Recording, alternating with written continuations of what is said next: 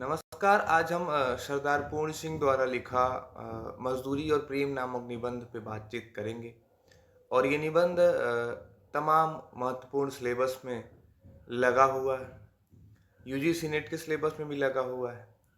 तो आज हम इस निबंध पे बातचीत करेंगे, मजदूरी और प्रेम। जैसा कि आप शीर्षक देख रहे होंगे कि मजदूरी और प्रेम इस निबंध का शीर्षक है, जिसको सरदार पूर्ण सिंह ने लिखा हुआ है। तो मजदूरी और प्रेम है क्या? कि किसी भी काम को जो आदमी करता है, उसकी मजदूरी के रूप में हम उसको धन, पैसा या फिर कुछ भी चीज़ दे देते हैं। लेकिन असल में मजदूरी का जो रूप है, वो प्रेम से चुकाया जा सकता है। ये इस निबंध का निहितार्थ होगा। इस निबंध में श्रमजीवी वर्ग के जीवन के विविध प्रसंगों के माध्यम से श्रम का महत्व और महत्व की प्रासंगिकता को बताया गया है। आप सरदार पूर्ण सिंह के निबंध साहित्य को जब देखेंगे तो वो बिहारी की तरह गागर में सागर भरने वाली उनकी रचनाएं जो हैं, मात्र 6 निबंध ही हैं, लेकिन इनके जो निबंध हैं वो हर जगह, हर आयोग, हिंदी के जहाँ भी जो बड़ी परीक्षाएं हैं उसके सिलेबस में लगी हुई हैं। इनके जो 6 निबंध हैं उसमें सच्ची वीरता, आचरण की सभ्यता, कन्यादान, मजदूरी और प्रेम, पवित्रता और अमेरिका का मस्त योगी वाल्ट व्हाइटमैन जो माना जाता है। मैं पहले ही बता दिया हूँ कि इस निबंध में श्रमजीवी वर्ग के जीवन के कुछ प्रसंगों को उठाया गया है और श्रम के महत्व को बताया गया है।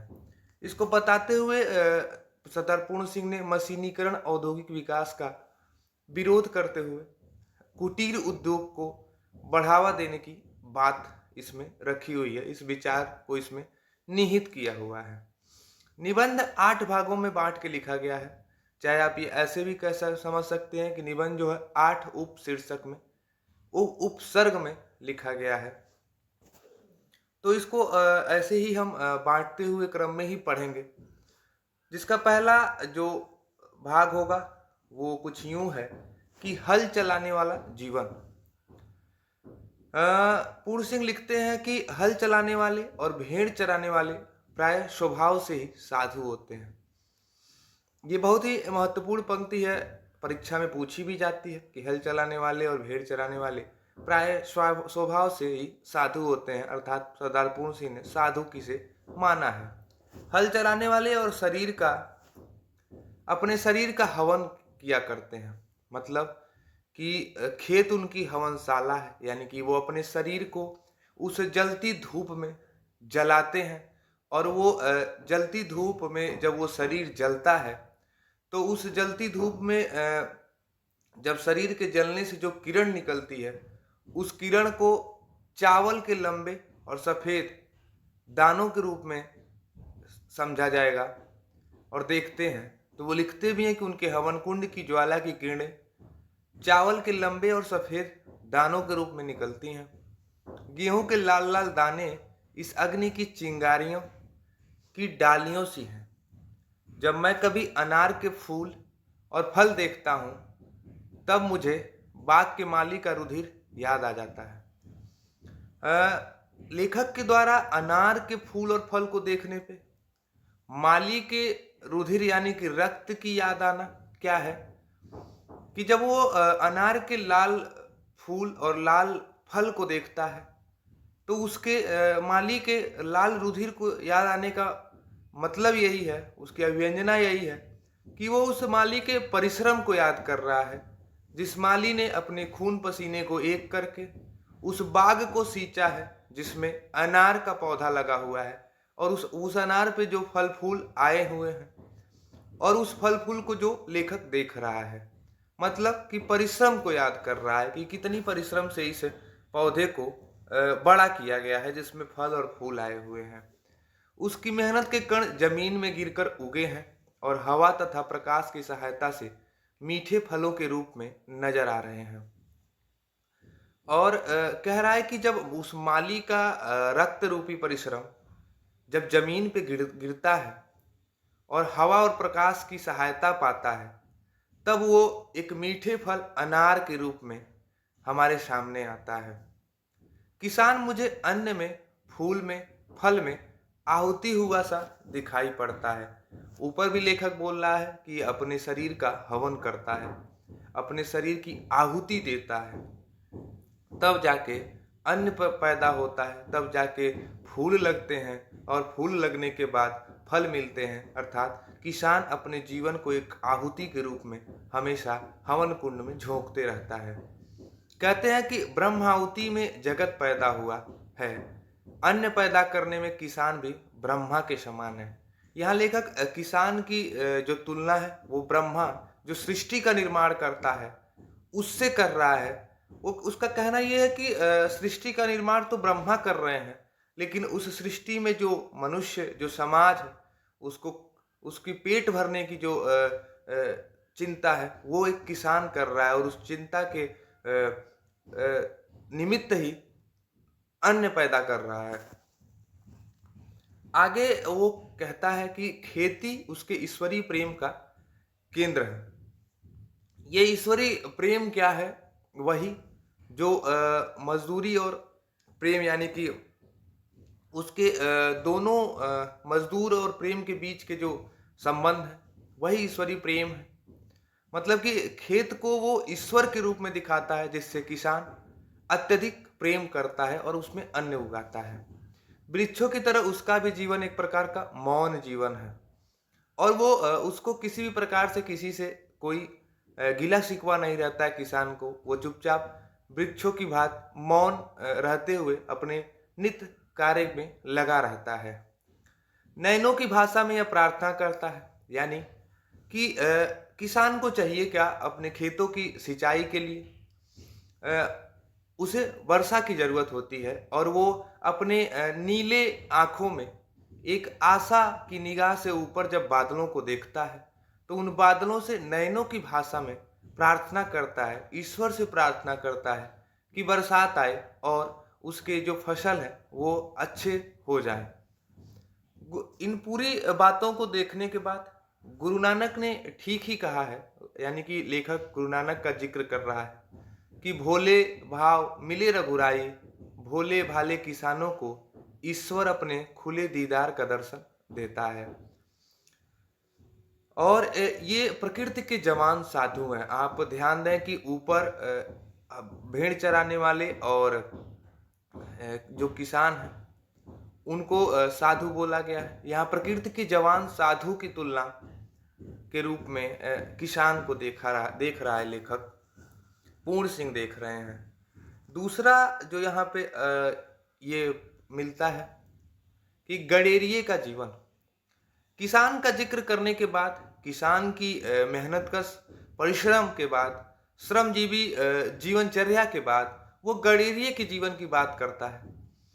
गडेरिया करता क्या है कि वो भेड़ों को चराता है। तो इसमें लेखक लिखता है कि जो खुदा को देखना हो तो मैं देखता हूँ तुमको, मैं देखता हूँ तुमको जो खुदा को देखना हो। मतलब कि वो भेड़ है, वो भेड़ ही गणेरिये के लिए ईश्वर के समान है, और जब भी उसे ईश्वर की याद आती है वो अपने भेड़ों को देखता है, जिन भेड़ों से उसकी दिनचर्या चलती है, जिन भेड़ों से उसकी रोजी रोटी चल रही है। तो इसीलिए लेखक लिखा भी है कि मैं देखता हूं तुमको जो खुदा को देखना हो। जब भी ईश्वर को देखना रहता है वो अपनी भेड़ को देखता है। भेड़ों की सेवा ही इनकी पूजा है। जरा एक भेड़ बीमार हुई, सब परिवार पर विपत्ति आई। यानी कि जो भेड़ है वो गडेरिये के लिए एक परिवार के समान होती हैं। दिन रात उसके पास बैठे काट देते हैं। उसे अधिक पीड़ा हुई तो इन सब की आंखें शून्य आकाश में किसी को देखने लगती है। यानी कि उन सभी पूरी भेड़ों में से, उन भेड़ों की एक परिवार में से किसी एक भेड़ की भी अगर पीड़ा होती है तो सबकी आंखें जो है वो दुख से भर जाती हैं। आगे लेखक लिखते हैं, ये बहुत ही महत्वपूर्ण पंक्ति होती है कि हम जब देखते हैं कि जो पशु हैं वो मूक तो हैं, वो पर उनकी मौनता में एक भारी विचार छुपा हुआ होता है। उसका जिक्र कर रहे हैं कि पशुओं के अज्ञान में गंभीर ज्ञान छिपा हुआ है।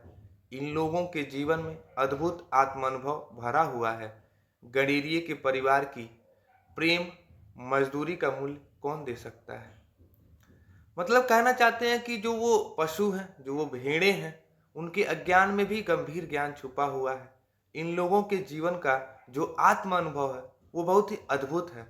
और ये इनकी सेवा के लिए जो गडेरिए का परिवार जो मजदूरी कर रहा है, उस मजदूरी का प्रेम रूपी मूल्य आखिर कौन चुकाएगा।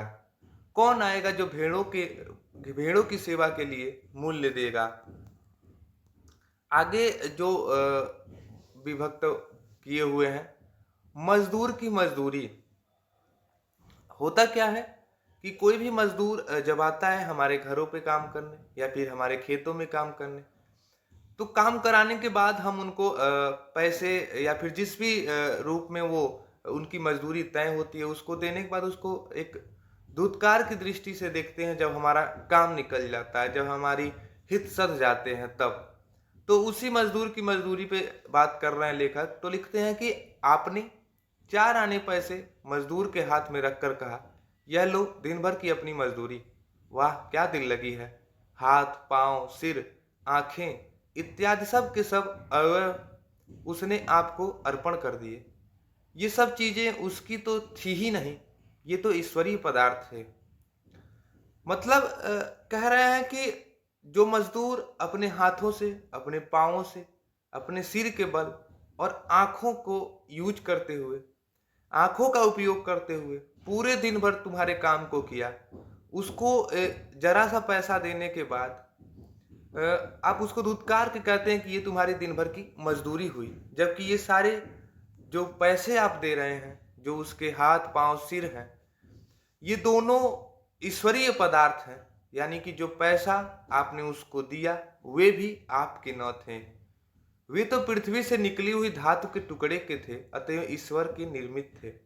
मतलब ये जो ईश्वरीय पदार्थ का मतलब कि जो सोने या फिर लोहे की जो भी धातुओं से सिक्के बनाए जाते हैं वो भी पृथ्वी से ही निकलते हैं। मतलब पृथ्वी को भी हम एक देवी के रूप में, माता के रूप में ही जानते हैं और कहीं न कहीं उन धातुओं को भी ईश्वर के द्वारा ही निर्मित मानते हैं।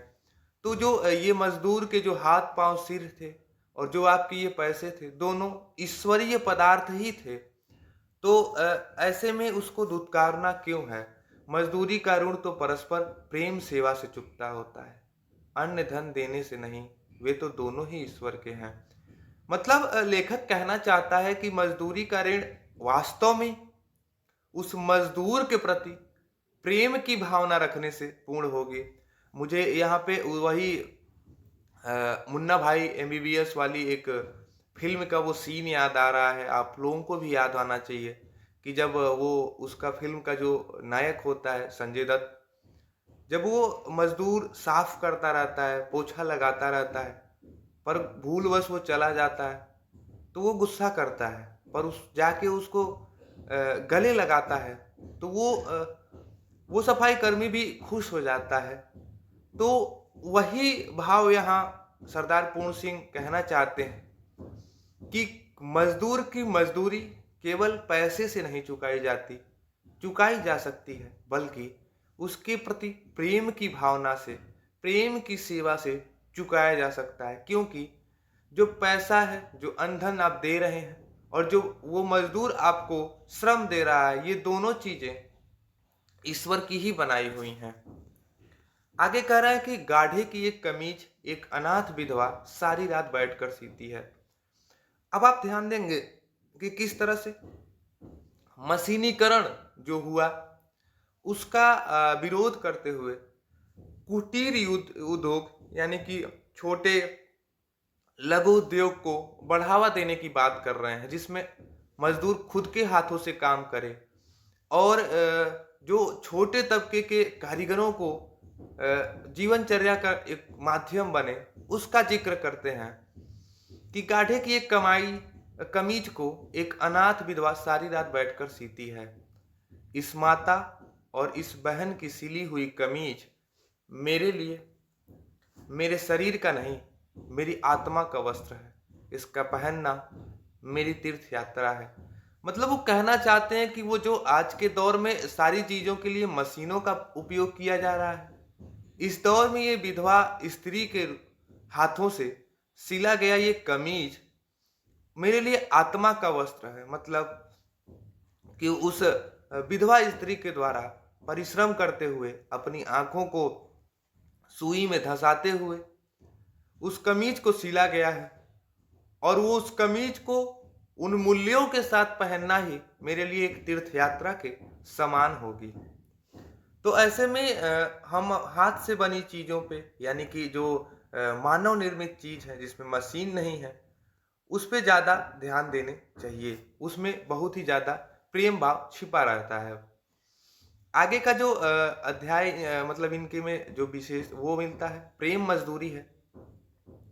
मुझे तो लिखते हैं कि प्रेम मजदूरी, वही जो मजदूरी के बदले प्रेम की बात होती है। कह रहे हैं कि मुझे तो मनुष्य के हाथ से बने हुए कामों में उनकी प्रेममय पवित्र आत्मा की सुगंध आती है। आप ऊपर देखिए कि वो विधवा स्त्री जो कमीज सीती थी, उसकी कमीज को पहनते हुए लेखक तीर्थ यात्रा की करने का अनुभव प्राप्त कर रहा है।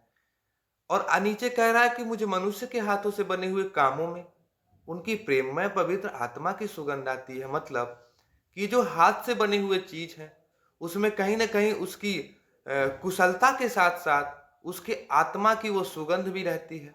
उसकी वो परिश्रम की जो एक ललकता है वो भी छुपी हुई होती है। आगे उदाहरण दे के लेखक लिखता है कि राफेल आदि के चित्रित चित्रों में उनकी कला कुशलता को देख इतनी सदियों के बाद भी उनके अंतःकरण के सारे भावों का अनुभव होने लगता है। मतलब वो कहता है कि जो राफेल आदि जो चित्र बनाते, जो यानी कि जो मानवों द्वारा जो चित्र एक बनाया जाए, और आजकल जो मशीनों के द्वारा, यानी कि जो आप एआई देख लीजिए आज के इस दौर में चल रहा है, तो दोनों के चित्रों में बहुत अंतर होता है। जो जो अंतःकरण की भावना, जो अंतःकरण यानी कि जो अनुभूति मानव निर्मित पोर्ट्रेट यानी कि पेंटिंग्स में या फिर चित्रों में मिलती है, बाहर निकलती है, वो मशीनों वाली चित्र में और पेंटिंग्स में नहीं निकलती है। कहने का मतलब है कि हाथ के द्वारा बनी हुई चीजों में एक भाव का समावेश होता है। आगे लिखते हैं कि मेरा विश्वास है कि जिस चीज में मनुष्य के प्यारे हाथ लगते हैं, उसमें उसके हृदय का प्रेम और मन की पवित्रता सूक्ष्म रूप से मिल जाती है, और उसमें मुर्दे को जिंदा करने की शक्ति आ जाती है। वही बात कह रहे हैं कि मेरा विश्वास है, यानी कि लेखक का विश्वास है। और आप खुद भी इसको अनुभव करके देख सकते हैं कि जिस चीज में मनुष्य के हाथ लगते हैं, उसमें कहीं ना कहीं उस मनुष्य के हृदय के मन में, हृदय में और उसके जो मस्तिष्क में या फिर उसकी अंतरात्मा में जो पवित्रता होती है, उसका रूप भी घुल जाता है उस काम में, और वो इतना सजीव हो जाता है कि वो मुर्दे को भी जिंदा करने की सामर्थ्य अपने आप में सजोए रखता है। तो आगे कह रहा है कि मेरे गुरु ने इसी प्रेम से संयम करने का नाम योग रखा है। मतलब इसी तरह के चीजों को, इसी तरह हाथ से सारे काम को करने के, यानी कि अपने हाथ से सारे अपने क्रियाकलाप, अपने कर्मों को करने और निर्वहन करने की जो ये प्रेममय शक्ति है, प्रेम से संयम, ये जो क्रियाकलाप है, इसको मेरे गुरु ने योग कहा है, और यही लेखक का योग है, यानी यही मेरा योग है।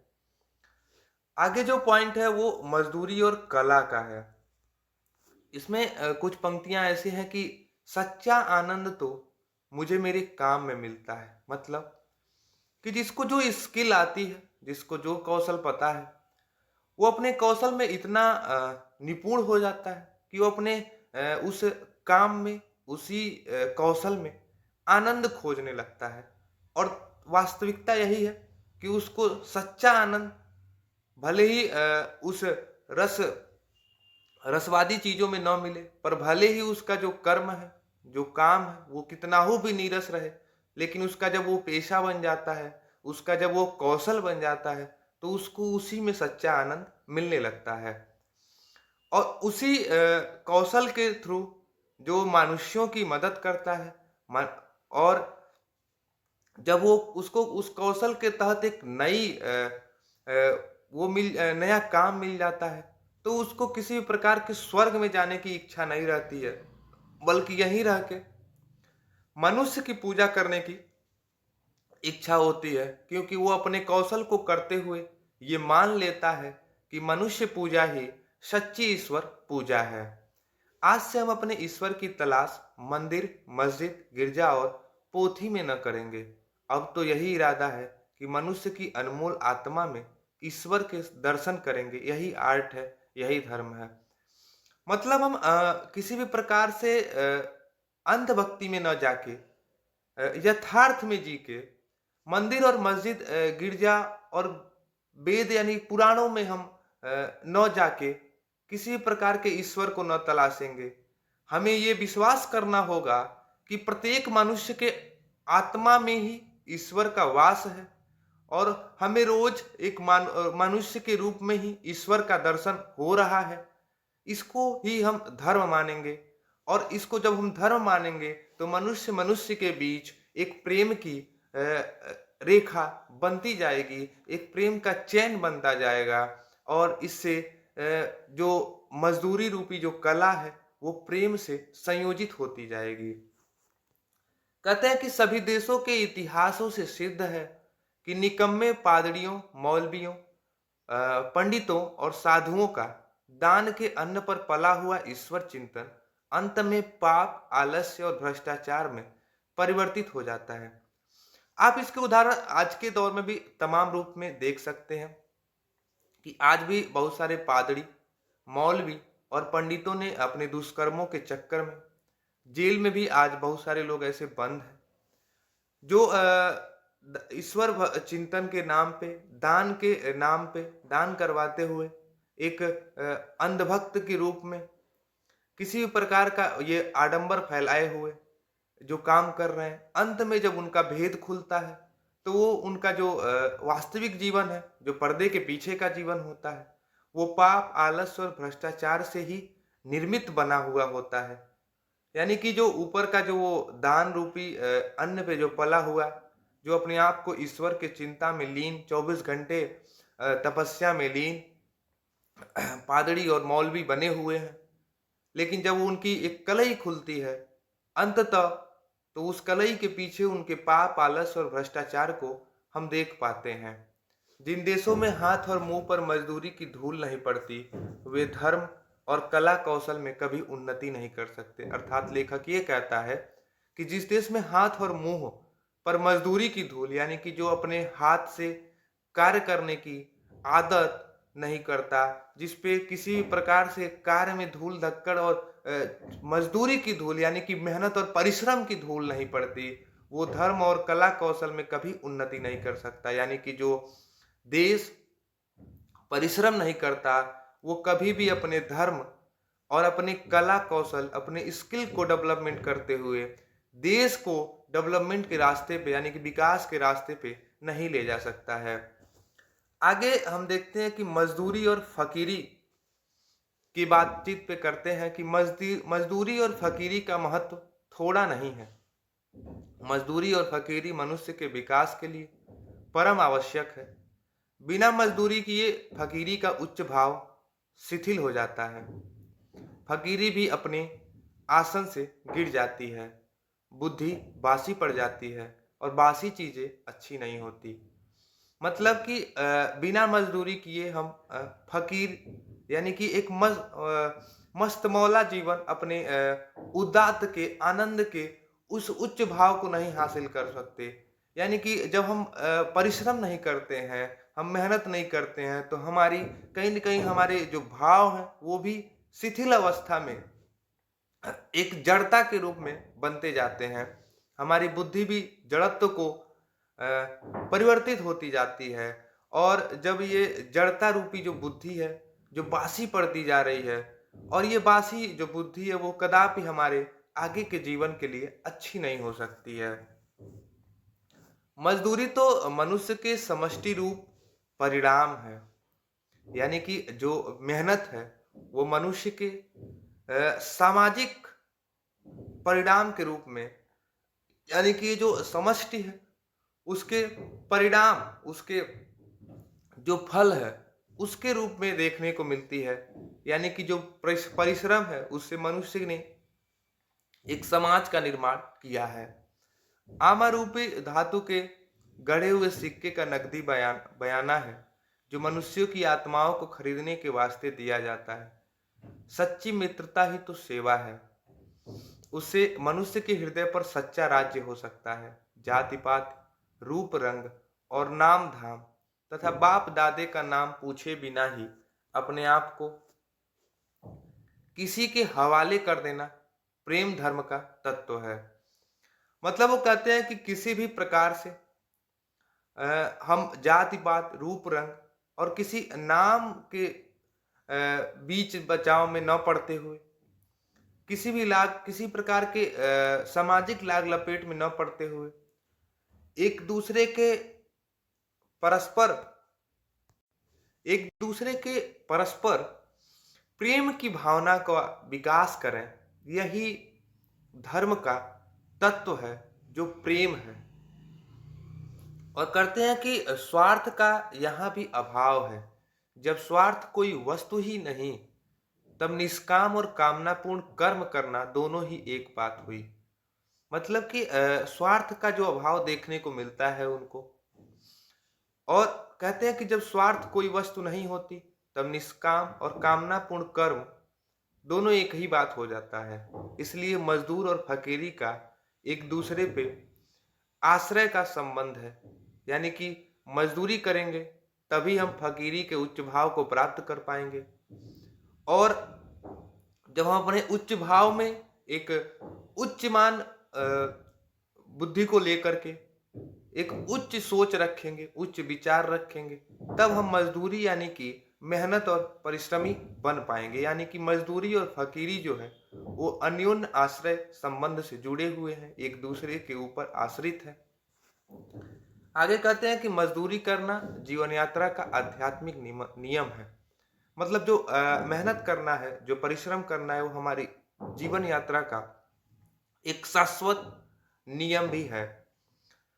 एक विचारक है जॉन ऑफ आर्क का जिक्र यहाँ पे सरदार पूर्ण सिंह ने किया है कि फकीरी और भेड़े चराना, टालस्टाय का त्याग और जूते गांठना, उमर खयाम का प्रसन्नता पूर्वक तंबू सीते फिरना, खलीफा उमर का अपने रंग महलों में चटाई आदि बुनना, ब्रह्मज्ञानी कबीर और रैदास का शूद्र होना, गुरु नानक और भगवान श्री कृष्ण का कूक पशुओं को लाठी लेकर हाँकना सच्ची फकीरी का अनमोल आभूषण है। मतलब वो इतने लोगों का जिक्र करते हुए बता रहे हैं कि गडेरियों का जो भेड़ चराना है, टालस्टाय जो एक बहुत ही अच्छे साहित्यकार और एक विचारक के रूप में जाने जाते हैं, उनका त्याग और जूते गांठने का जो काम था, उमर खयाम का जो तंबू सीने का काम था, खलीफा उमर जो अपने महलों में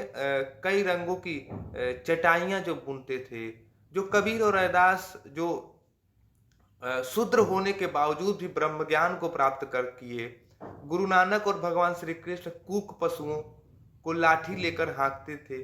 ये सच्ची फकीरी यही है। मतलब वो हमेशा परिश्रम करना ही हमारे लिए एक अनमोल आभूषण की तरह कार्य देता है। आगे वो इसी निबंध में समाज का पालन करने वाली दूध की धारा का जिक्र करते हैं।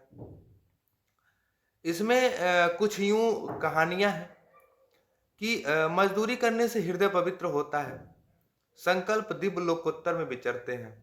समाज का पालन करने वाली जो दूध की धारा, ये जो शीर्षक आप देख रहे हैं, इस पे लेखक कहता है कि गुरु नानक एक गांव में गए थे जहां एक मजदूर का घर और वहां के एक जमींदार भागो का घर होता है। वो अपने घर पे एक भोज करवाता है और सबके साथ साथ नानक को भी निमंत्रण देता है, लेकिन नानक जाते नहीं हैं वहां। तो वो जोर जबरदस्ती करते हुए नानक को अपने वहाँ बुलवाता है और नानक से कहते हैं कि आखिर क्या कारण है कि आप हमारे वहाँ भोजन नहीं ग्रहण कर रहे हैं। नानक कहते हैं कि तुम अपने घर का हलवा और पूड़ी लाओ। तो जब वो अपने घर का हलवा और पूड़ी देता है, वो जमींदार जो उस गांव का रहता है, और वो अपने उस मजदूर मित्र से भी कहते हैं जिसका नाम लालो रहता है कि तुम अपने घर की वो मोटे अनाज की रोटी लेके आओ। तो एक हाथ में जब वो हलवा पूड़ी और एक हाथ में जब वो उस मोटे अनाज का रोटी, ऐसे दोनों हाथों में जब वो कस के दबाते हैं, तो उस हलवा पूड़ी से लहू निकलता है, यानी कि रक्त निकलता है, और उस रोटी से, उस मोटे अनाज के रोटी से दूध की धारा बहती है। और वो कहते हैं कि यही जो दूध की धारा है, ये समाज का पालन करने वाली दूध की धारा है, यानी कि मजदूरों के मेहनतकश हाथों से निकलने वाली धारा है। और यही धारा, यही दूध की धारा शंकर की जटा से भी निकली है, और यही वो धारा जो शंकर की जटा से निकलते हुए समाज का पालन करती है। तो ये है समाज को पालन करने वाली दूध की धारा की कहानी। यानी कि जो मेहनतकश, जो मजदूरी, जो परिश्रम करने वाले जो लोग हैं, वो ही समाज को पालन करने वाले दूध की धारा का निर्माण करते हैं। मजदूरी करने से हृदय पवित्र होता है, यानी कि परिश्रम करने से, परिश्रम करके उस परिश्रम के पैसे से, उस परिश्रम के फल में जो हमें भोजन मिलता है, उसको ग्रहण करने से हमें अत्यंत सुख मिलता है। संकल्प दिव्य लोकोत्तर में विचरते हैं, और जो परिश्रमी लोग हैं, जिनका हृदय पवित्र होता है, उनका संकल्प भी एक दिव्य, एक उच्च विचार का होता है, जिसको लोकोत्तर में जो विचरते रहते हैं। हाथ की मजदूरी से ही सच्चे ऐश्वर्य की उन्नति होती है, यानी कि जो अपने स्वयं की जो परिश्रम है, उसी से हमें ऐश्वर्य की प्राप्ति होगी, उसी से हमको एक विकास का रास्ता मिलेगा। तो हमें अपने परिश्रम को ही करना चाहिए और हाथ की मजदूरी पे विश्वास करना चाहिए। एक जैसे लेखक जिक्र करते हैं कि जो जापान के लोग हैं, वो रेशम को छोटे से कम दाम वाले रेशम को भी बड़े उच्च मूल्य वाले रेशम के भांति में डिजाइन करके अपने हाथों से कलाकृतियों को बना देते हैं। तो ये कहते हैं कि हाथ की मजदूरी ही सच्चे ऐश्वर्य की उन्नति होती है। एक जापानी तत्वज्ञानी का कथन है कि हमारी 10 करोड़ उंगलियां सारे काम करती हैं। उन उंगलियों के ही बल से संभव है हम जगत को जीत लें, यानी कि we shall beat the world with the tips of our fingers. वो कहते हैं कि जो हमारी शरीर की जो अंगुलियां हैं, वो सारी अपने अपने काम को करती रहती हैं, और इन अंगुलियों के बल पे ही हम एक दिन ऐसा भी संभव होगा कि हम जगत को, यानी कि पूरे संसार को, विश्व को जीत के विश्व विजेता भी बन सकते हैं। आप ध्यान दें कि एक शतरंज का खिलाड़ी करता क्या है, मस्तिष्क और इन अंगुलियों का ही खेल उनका होता है, और एक दिन वो इस पे अभ्यास करते करते, इन अंगुलियों से परिश्रम करते करते वो शतरंज के खेल में विश्व विजेता बन जाता है। तो कहते हैं कि जब तक धन और ऐश्वर्य की जन्मदात्री हाथ की कारीगरी की उन्नति नहीं होती, तब तक भारतवर्ष ही क्या, किसी भी देश या जाति की दरिद्रता दूर नहीं हो सकती। लेखक का मानना है कि जब तक धन और यश की जो जन्मदात्री है, यानी कि यश का जो कारण है, यश प्राप्त करने का जो हेतु है, वो हाथ की कारीगरी, यानी कि कुटीर उद्योग, लघु उद्योग में नहीं आएगा, तब तक भारत ही नहीं, किसी भी देश का उन्नति नहीं हो पाएगा, बल्कि वो दरिद्र का दरिद्र ही बना रहेगा। यदि भारत की 30 करोड़ नर नारियों की उंगलियां मिलकर कारीगरी के काम करने लगें, तो उनकी मजदूरी की बदौलत कुबेर का महल उनके चरणों में आप ही आप आ गिरे। कहते हैं कि अगर भारत के 30 करोड़ लोग, आज अगर हम कहें तो भारत की 140 करोड़ लोग की अंगुलियां अपने अपने मेहनतकश काम के प्रति लग जाएं, ईमानदारी से लग जाएं, तो किसी भी के पास किसी भी प्रकार की कोई जीवन यापन करने की जो मूलभूत आवश्यकता है, चाहे वो धन हो या फिर समाज में एक अपनी उपस्थिति दर्ज कराने के लिए ऐश्वर्य हो, अपनी एक विशिष्ट कौशल क्षमता हो, उसकी कमी नहीं आएगी।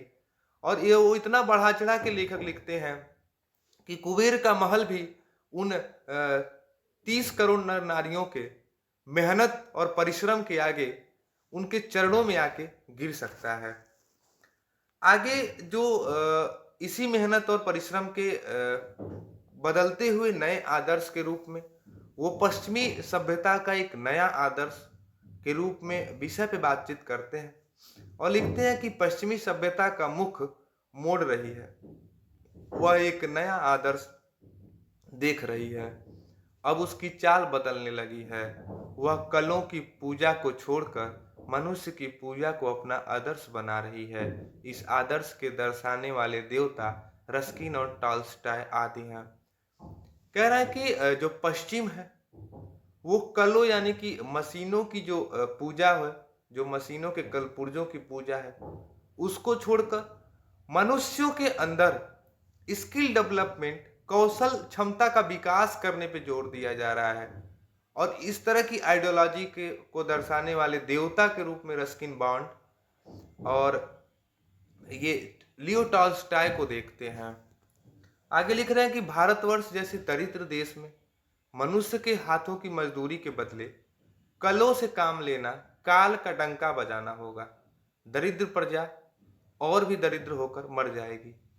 मतलब भारत जैसे विशाल देश में जहाँ पे मनुष्यों की कोई कमी नहीं है, जनसंख्या की कोई कमी नहीं है, उस विशाल देश में कलों के द्वारा यानी कि मशीनों के द्वारा जब हम काम लेने लगेंगे तो लोगों के अंदर जो कौशल है उसका विकास नहीं होगा। कौशल का विकास नहीं होगा अर्थात लोग बेरोजगार होंगे और बेरोजगारी के दौर में हमारी जो स्थिति होगी, चाहे आर्थिक हो, सामाजिक हो, वो क्षीण होती जाएगी और हम दरिद्रता को प्राप्त कर लेंगे और एक दरिद्र देश बन के ही रह जाएंगे। इसलिए लेखक कह रहा है कि अपने हाथों की मजदूरी पे ध्यान दें, अपनी परिश्रम की क्षमता पे ध्यान दें, अपने कौशल को विकसित करें, अर्थात लगातार नित्य अपने परिश्रम में लगे रहें और अपनी मजदूरी करते रहें, अपने अपने हक की मजदूरी करते रहें। आगे लिखता है कि प्यारी मनुष्य जात का सुख ही जगत के मंगल का मूल साधन है। कह रहे हैं कि ये जो प्यारी पूरे समाज में, पूरे संसार में जो मनुष्य जाति है उसका सुख ही जगत को मंगल के मूल साधन को तक पहुंचाता है।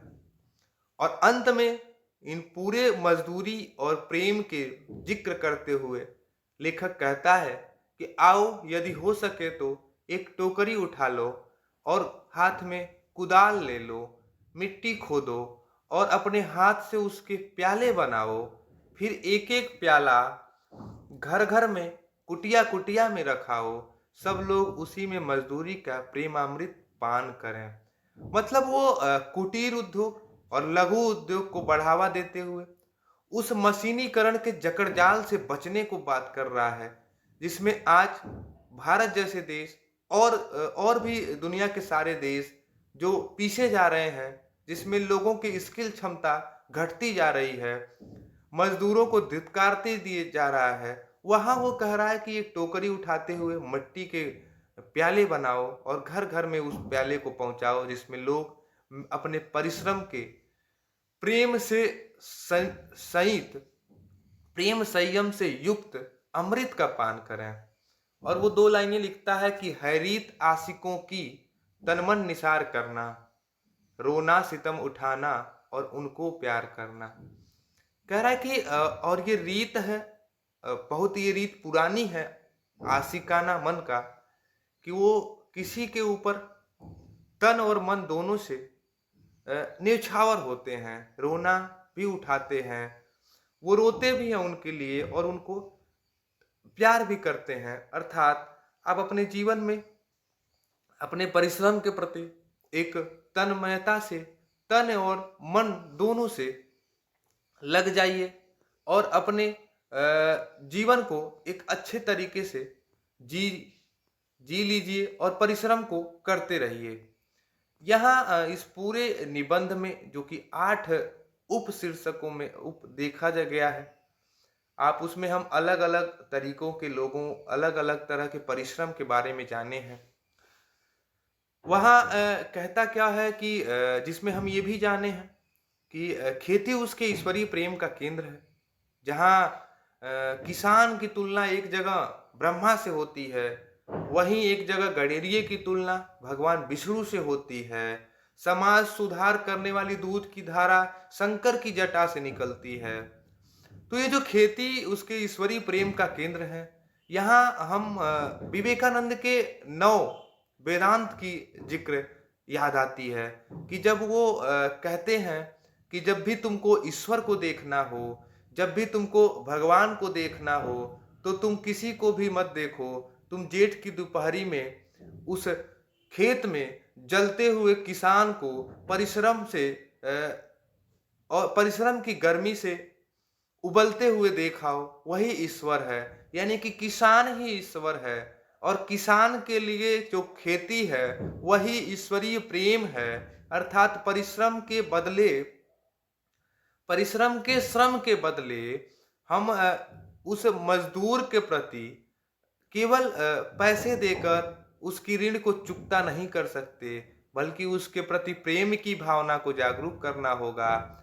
और उस मजदूर के प्रति जब हम प्रेम की भावना को बढ़ाएंगे, तो वो जो मजदूर है या फिर जो वो मजदूर वर्ग है या फिर जो श्रमजीवी वर्ग है, वो अपने श्रम के प्रति और ज़्यादा प्रेरणा से और अपने श्रम के प्रति और ज़्यादा एक आशा की दृष्टि से और आपके द्वारा पाए गए प्रेम के लिए और भी मनोयोग के साथ अपने काम को करेगा और इस मशीनीकरण के जकड़जाल से बचते हुए, हाथ की मजदूरी पे भरोसा करते हुए, एक इस देश की दरिद्रता को दूर करते हुए उन्नति के मार्ग पे ले जाएगा।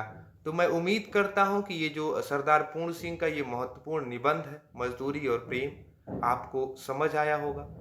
अगर आपको वीडियो अच्छी लगी तो लाइक करें, शेयर करें ताकि ज़्यादा से ज़्यादा लोगों के पास वीडियो पहुंच जाए।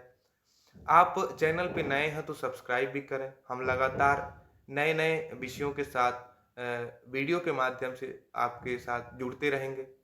तो मिलते हैं एक नए वीडियो के साथ। तब तक के लिए नमस्कार।